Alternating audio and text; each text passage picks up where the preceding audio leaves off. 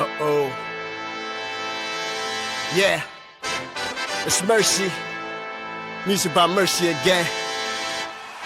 Heat Nation. We the culture. Yo, E, I need you to call timeout. Need Brady to set the floor plan. Tropical blanket. Open for the shot. Yo, Greg, set the pit. Still 5 on the floor. Still ride for my dog. Still battle on the court. Still survive in the war. Keep your eye on the ball. Or get burned from the keep this mic off the wall without turning the cheek. From night to day, no sleepy paths or allowed to morning. The nut is sleeping us. Never catch us snoring. Live from Miami. Report in the heat with 5 Reasons Sports from the courts to the streets. Yeah. Wade County, Heat Nation, we say it proudly.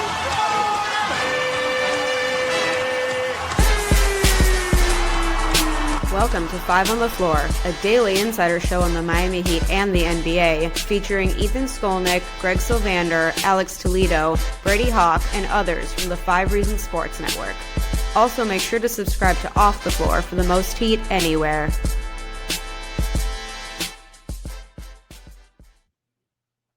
Welcome back to Off the Floor. Listen to me. 5 on the Floor. I'm your host, Greg Sylvander. Today's floor plan with me, Brady Hawk.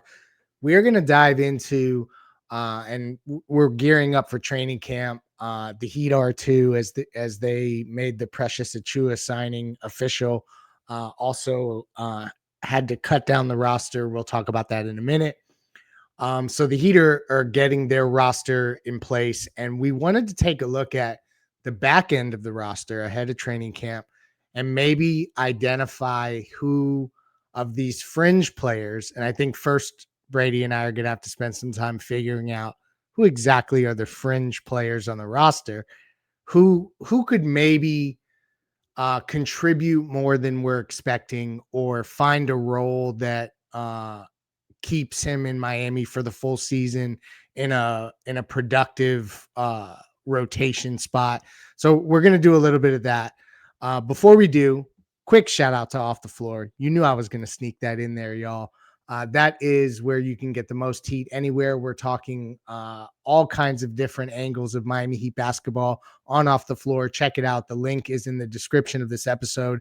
$2.99 is the monthly charge. You can bypass the Apple upcharge by clicking the link in this description as well. Off the Floor, the most heat anywhere. Check that out. So Brady, who are the fringe players? I think Ethan teed this up as a topic for us, and then we didn't really talk about, okay, who are the fringe guys? I guess Fontecchio is one for sure. Who else would you say? Here, I would say like this. Let's go backwards so we can eliminate. I would say let's just go through the starting lineup, guys, that you think without Hero. Let's exclude Hero, obviously, from this just for the start of the season. Yeah. Davion, Powell, Wiggins, Bam, Ware. Those are your possible starters. I think we could intertwine Jovic in there. And I think those are your 6 guys that are not obviously fringe players. I don't know if you would call fringe these guys, but I don't like Pelle Larsson, Jaime Jaquez, Precious Achiuwa might fill out the rest of that rotation possibly. Are those fringe players? Maybe Precious. Precious can be in the fringe player group just for the amount of minutes that he'll receive. That's, I guess, where I'm coming from in terms of being a fringe player. So that leaves us with the fringe looking like Precious Achiuwa, Kasparis, Drew Smith, Simone Fontecchio, Keyshawn Johnson. I would say that's kind of a good grouping of what the fringe players look like, and we'll see what happens with the 2 ways. I don't know if maybe some of those guys can get in the mix, but I don't think it's going to be enough to fully impact. Like we could have mixed in Vlad Golden before the Precious thing, but I think that this one, they kind of bumps them back a little bit now that they added a little bit big man depth. So I'd say it's those 5 guys are kind of the quote unquote fringe. Agree. I think that the Precious signing, while we all understand that it can be just a short-term thing, it definitely showed that Vlad Golden is not ready to contribute right away. So to your point, he is not part of this fringe player exercise because Precious is going to get the first shot at those big man, minutes initially. So I think you got the right group, and just wanted to also clarify that the player the Heat had to waive in order to sign Precious Achiuwa was Gabe Madsen. So he's not one of the fringe players. As you kind of survey that list, it's unfortunate that Yakachonis is included in this because he's not going to get a fair shot as a rookie. He obviously, if he were to pop, that would be really a game changer. And we just talked about this on another episode, but who knows when each one will post. So as I get even, like, if we really narrow down the fringe players here, Brady, Keshad Johnson, I guess, is an interesting one, although I'm really starting to get concerned with his like ball handling skills and if that's ever going to come together, as well as the shot. It's tough to pick which one I think gets the nod for the player that can carve out a role, because the default answer here, isn't it Drew Smith? Yeah, I didn't know if that was going to be a popular one, but I would say for number one, there's a sixth guy that I didn't mention in the fringe. He kind of always has an asterisk, but Terry Rozier. I mean, I didn't mention Good him. call. He's kind of in the fringe here. That's somebody like, and honestly, he's somebody that I know Anthony Chang reported today he's going to be with the team during training camp.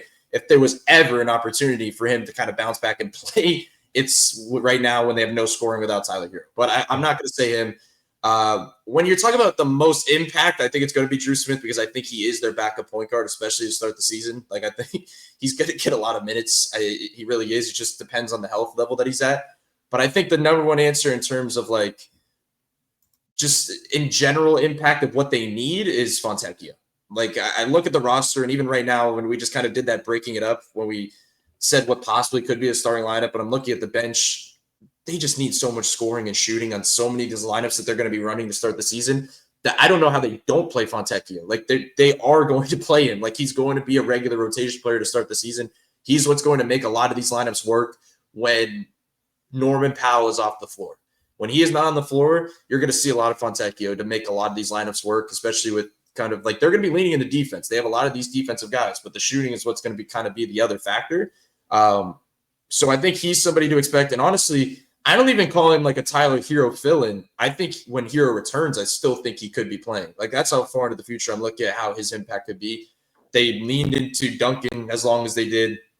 And when it wasn't Duncan, it was another shooter. Like, it wasn't like they just stopped playing Duncan and they went just to a total different player. Like, no, they always kind of want this type of player in their rotation. And I also look at it like this. I mean, we keep narrowing it down to maybe 9. This is the one year. We say this every year probably, but I'm going to say it again. I do think that at least to start the season, it's a 10-man rotation. I don't think it's a roster where they have to lean 9, especially with you have to see who can pop. Like, you have to see who can kind of break away to start the season and who can kind of like game by game basis, who could just jolt your team. So to narrow it down even more, not to cut out some of these guys, but Caspers is somebody I just don't think that's now. Like, that's not a right now thing. We've seen the way they've treated rookies in the past. I would kind of cross him out.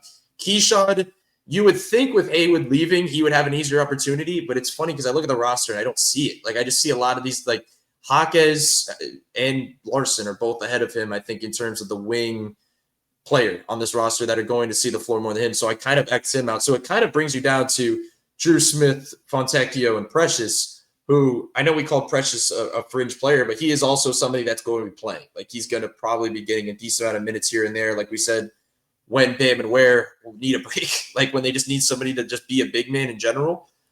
So biggest impact, I would say Drew, but the biggest upside fringe player I would say is Fontecchio. And that's interesting because Fontecchio was a guy that people speculated that they could have waived and stretched at one point. So it's interesting to think about that he could end up finding a role. I think that the shooting is still a question mark for him, and he's going to have to prove that. But I mean, if he were to come out this year and have a career year from 3, you're right. He would really fill a perfect spot within this rotation, and he'd carve out minutes for himself. He would make Spoelstra notice him, as Spoelstra likes to say.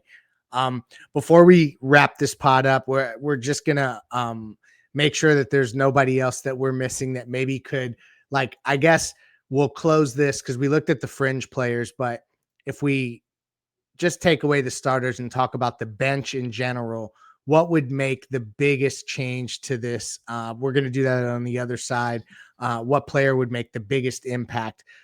Before we do, PrizePicks. That's where you have to go for daily fantasy simplified. This is the place where you can pick, predict, play using the code 5. That's going to get you $50 instantly when you play your first $5. It's daily fantasy simplified. You choose your favorite players. You choose more or less on the stats that make sense for you. You can do flex plays, power plays, but you got to use the code 5. That's going to get you $50 in promo funds when you play your first $5. PrizePicks.com. So of all the bench guys, if somebody took a leap, what would change the trajectory of this team most? Like it wouldn't be one of the fringe guys. So they probably would need the fringe guy to pop, but also another player. Is it as simple as Nico because the skill set is so diverse, or you got anyone else that you think could really change the complexion of things? Honestly, we did an exercise on the other podcast that I kind of hinted at this with, but I'm just thinking about like Jovic is the guy that can take the highest leap, like where it probably does change the trajectory. But I think in terms of the rotation, it's Jaime. I mentioned like Rozier, like if there was an opportunity for him to play ever, it's to get his first month of the season. Same thing for Jaime. Like there's not a bigger opportunity for Jaime that he's going to get than the one right now where they just need a scoring punch. They need an energizer. They need somebody that's going to get in the game and just that he has opportunities to have the ball in his hand. Like usually, I think when we projected before the season, we didn't think he was going to be in the rotation, but we thought if he was, he's going to be somebody that's going to be back to his old role. Like he's going to be somebody in the corner. He's going to be back to an off the catch shot. He's probably going to be shooting around 30% again, and it's going to lead to his confidence dropping. And it's going to be the same thing over again. But I think with the new situation at hand, like he could be somebody that has the ball in his hand and find some opportunities to score off the dribble and stuff.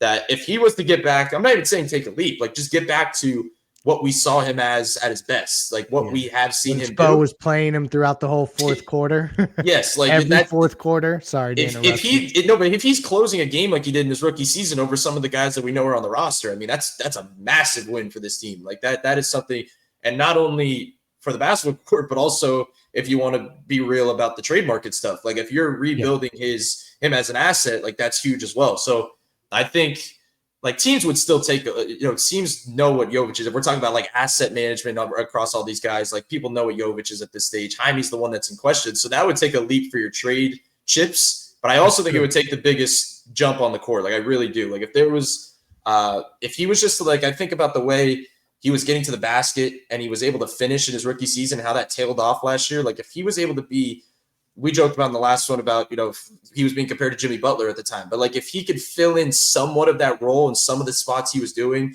like we're putting so much of that on Wiggins because he was the guy that was traded for Jimmy. But that naturally isn't Wiggins. Like Wiggins, he saw a jump in his free throw shooting a little bit, but he's not somebody that's going to be drawing a ton of contact. He's not somebody that's going to be putting his head down trying to get to the basket. He's somebody he doesn't go find contact. Yeah. He's not. Like if he's driving to the basket, he's probably stopping for a floater or like a hook shot or something like that. And he's been a crafty scorer at times. Like credit to him, but it's not what I think Miami's going to be looking for at certain parts of the game. So I'm interested in seeing Jaime this year. I really am. Like I'm curious to see if the 3-point shot maybe could take a little bit of a jump. Honestly, I think you have to limit expectations. I don't think it's going to jump from 30% to 38, but I think you just need to see a more confident version of him, somebody that's not double clutching when he has an open shot, like being willing to take it, but also forget the shot. Just be willing to put your head down like he was in his rookie season, because he wasn't shooting well in his rookie season either.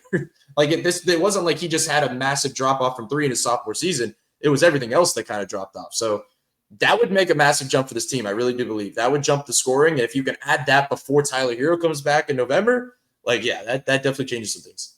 No, you're right that you're cooking with a different level of fuel. If Jaime was the offensive player we saw as a rookie, it was similar to like, how Jimmy sometimes just got things done. Like he just figured out a way to get things done.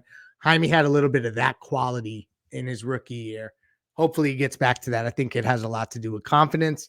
Obviously, he has to diversify his offensive stuff. But you're right. That's an interesting one because they need that offense. And if that's what he's going to be good at is just scoring the basketball, they can use that right now. So it's an interesting topic. We wanted to kind of just look over the roster, project forward some of the guys that maybe we can keep an eye on throughout training camp.